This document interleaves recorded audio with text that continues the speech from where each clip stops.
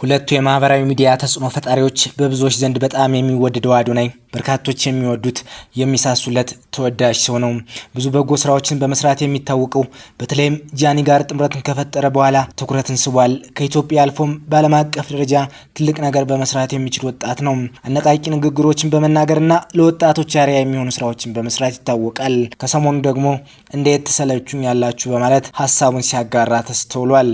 የዓመቱ ምርጥ ቲክቶክ አዋርድ አሸናፊው ከሰሞኑ ምን ተፈጥሮ ይሆን በሚያስብል ደረጃ አዶናይ ስሜታዊ ሆኖ ሲናገር ተመልክተናል። ምን ተፈጠረ? እንዲሁም ጃኒን ጨምሮ ስለ ወንድሙ የተሰማው አስደንጋጭ መረጃ አለ። ቻናላችንን ላይክ እና ሰብስክራይብ በማድረግ አብራችሁን ከቆያችሁ እነዚህንና ሌሎች አዳዲስ ጉዳዮችን ትሰማላችሁ። አብራችሁን ቆዩ።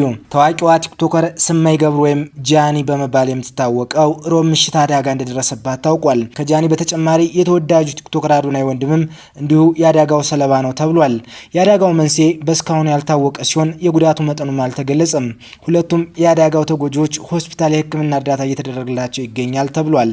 አንዳንድ ምንጮች ደግሞ በብዙዎች ዘንድ የሚወደዱት ታዋቂዎቹ የሶሻል ሚዲያ ኮከቦች አዶናይና ጃኒ በደረሰባቸው የመኪና አደጋ ምክንያት በሕክምና ላይ እንደሚገኙ እየተገለጸ ይገኛል። በአደጋው ወቅት የአዶናይ ወንድምም አብሯቸው የነበረ ሲሆን እሱም ጭምር በሆስፒታል ሕክምና ክትትል እየተደረገለት ይገኛል። ባለማረጋገጫዎች እንደሚያመለክቱት በአሁኑ ሰዓት ሶስቱም ተጎጂዎች በሐኪሞች ጥብቅ ክትትል ስር ይገኛሉ።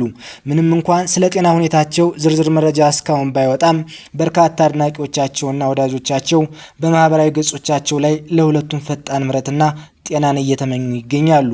ሁኔታው በታዋቂ ግለሰቦችና በአድናቂዎች ዘንድ ትልቅ ድንጋጤን የፈጠረ ሲሆን ለተጎጂዎች አስፈላጊውን ሕክምና ተደርጎላቸው ወደ ቀድሞው ደስታቸው እንዲመለሱ ጸሎትና መልካም ምኞት እየቀረበ ነው። ለመሆኑ አዶናይ ማን ነው?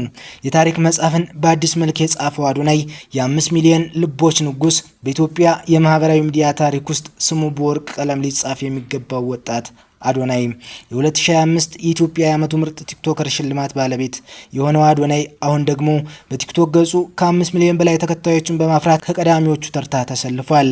ይህ ስኬት 26 ዓመት ለሆነው ወጣት አዶናይ ድንገት የመጣ ሳይሆን በጽናትና በበጎነት ለገነባው ትልቅ ማህበረሰብ የተሰጠ ታላቅ እውቅና ነው። አዶናይ ገጹን ለዝና ብቻ ሳይሆን ለተቸገሩት መጠለያ፣ ለታመሙት ረዳትና ለተጠሙት የውሃ ምንጭ እንዲሆን አድርጓል። ድምጽ ለሌላቸው ወገኖች ድምጽ በመሆን የብዙዎችን እንባ አብሷል። ወጣቶችን በተስፋ እንዲሁም አባቶችና እናቶችን በአክብሮትና በጥበብ የማረከ ልዩ የተሰጠው ባለቤት ነው። አዶናይ ሁሌም ጠቃሚ ነገሮችን በማሰራጨት ወጣቱ ትውልድ ለበጎ ነገር እንዲነሳሳ እያደረገ ይገኛል። ታዲያ ከሰሞኑ ምን ገጥሞት ይሆን ሲሉ በርካቶች እየጠየቁ ይገኛሉ። አድናቂዎቹም እንዲህ ሲሉ ይገልጻሉ። አዶናይ ብርሃነ ምኑ ነው የሚሰለቸው? ሰለቸን የምትሉ መጀመሪያም መቼ ወዳችሁት? ይችን አጋጣሚ ስጠብቁ ነበር፣ ተሳካላቸው። ለምንድን ነው ለኛ ተውልን? 3 መኪና ለታዋቂ ሰዎች ያሰጠ፣ ልጆችን የልብ ሕክምና እንዲያደርጉ ያደረገ፣ ልጆችን ሰብስቦ የሚደግፍ፣ ወጣቶችን በገንዘብ በሞራልም የሚደግፍ፣ ለፍልፍሉና ለብዙ ለታመሙ የደረሰ ወይስ ነገሩ ለዝንብ ማራይ ጥማትም ሆኖ ነው? ሰሞኑን ሰለቸን እያሉ አጀንዳ የተቀበሉ የሚመስሉ ኮሜንት ሰጪዎች በዝተዋል። አዶናይም ይህን ነገር ውስጡን ትንሽም ቢሆን አሳዝኖት መልስ እየሰጣቸው ይገኛል። ያው ከቅርብ ጊዜ ወዲህ የሚሰራቸው ቪዲዮዎች እንደ ድሮ እየታዩለት ባለመሆኑ ይህ ደግሞ እሱም ብቻ ሳይሆን ሁሉም ቲክቶከር የፌስቡክ ፔጅ ዩቲዩብ ላይ የሚፈጠር የአልጎሪዝም ጉዳይ ነው። እይታው በመጨመርም ሆነ በመቀነስ እንደ ማንኛውም ስራ ነው። ክረምት አለ፣ በጋ አለ፣ ከፍና ዝቅ ማለት ተፈጥሯዊ ሕግ ነው ሲሉም ይገልጻሉ። ስለዚህ ነገ ሌላ ቀን ነው። እኛ እንደ አዲስ ሕይወት ሚዲያዎች ልብህን ስለምናውቀው ሁሌም እንወድሃለን፣ አንሰለችም ሲሉም ይገልጻሉ። ከዚህ ጉዳይ ጋር በተያያዘ ደግሞ ፍራኦል ሀበሻ ሀሳቡን ሲያጋራ ኧረ መቼም አትሰለችም ወንድሜ፣ በተለይ አንተን የሚያውቅ ሰው በፍጹም አዶናይ ሰለቸን አይልም። የበታችነት ስሜት የሚያጠቃቸው ሰዎች ዘመቱ አልዘመቱም አንተ ሊያሳስብህ አይገባም።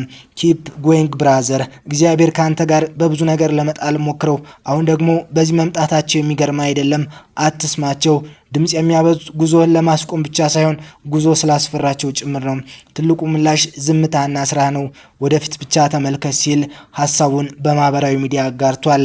የዝግጅታችን ተከታታዮች እናንተስ ስለ አዶናይ ሰሞኑን ስለተፈጠረው ጉዳይ እንዲሁም ጃኒን ጨምሮ የወንድሙ አሳሳቢ ጉዳይ እንዴት ትመለከቱታላችሁ? ሀሳባችሁን አጋሩን። ቻናላችንን ላይክ እና ሰብስክራይብ በማድረግ ቤተሰብ ይሁኑ። ሰናይ ጊዜ ተመኘን።